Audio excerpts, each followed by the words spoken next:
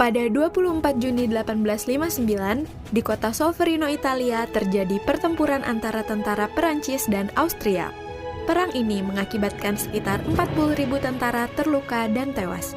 Jean Henry Dunant, seorang pengusaha Swiss yang tengah melakukan perjalanan bisnis, melewati dan menyaksikan pertempuran berdarah itu. Hatinya bergetar melihat beribu-ribu tentara di kedua belah pihak dibiarkan menderita akibat tidak adanya pelayanan medis. Henry Dunant tergerak menolong dan mengajak penduduk setempat untuk membantunya merawat para korban tanpa membeda-bedakan mereka.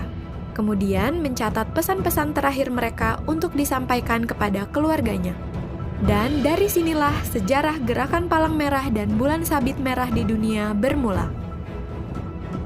Sekembalinya ke Swiss, pengalamannya di Solferino sangat membekas di hatinya. Maka pada 1862, Dunant menulis buku A Memory of Solferino yang berisi dua gagasan, yakni perlunya membentuk organisasi sukarelawan yang disiapkan pada masa damai untuk menolong para prajurit yang terluka di medan perang, dan perlunya suatu perjanjian internasional untuk memberi pengakuan dan perlindungan kepada para sukarelawan pada waktu bertugas dan kepada para prajurit yang terluka di medan perang. Kedua gagasan tersebut diwujudkan dengan Gerakan Palang Merah dan Bulan Sabit Merah Internasional dan Hukum Humaniter Internasional atau HHI.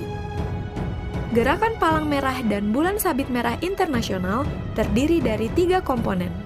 Pertama, Komite Internasional Palang Merah atau ICRC yang didirikan pada 1863 sebagai organisasi kemanusiaan yang netral, tidak memihak dan mandiri.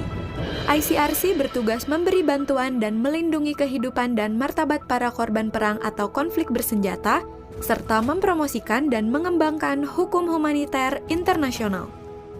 Kedua, Federasi Internasional Perhimpunan-Perhimpunan Palang Merah dan Bulan Sabit Merah yang pada saat berdiri tahun 1919 bernama Liga Perhimpunan Palang Merah. Organisasi ini diprakarsai oleh Henry Pomeroy Davison, Ketua Komite Bantuan Perang Palang Merah Amerika. Federasi Internasional berfungsi sebagai badan koordinasi antar perhimpunan nasional di seluruh dunia dalam memberikan bantuan kemanusiaan seperti bencana. Ketiga adalah Perhimpunan Nasional yang merupakan organisasi kemanusiaan yang ada di peserta Konvensi Jenewa. Saat ini ada 192 negara yang menjadi anggota Gerakan Kepalang Merahan di dunia. Anggaran dasar gerakan menyatakan bahwa dalam satu negara hanya ada satu perhimpunan nasional. Perhimpunan nasional di Indonesia adalah Palang Merah Indonesia atau PMI. Hal ini ditegaskan oleh Undang-Undang Nomor 1 Tahun 2018 tentang Kepalang Merahan.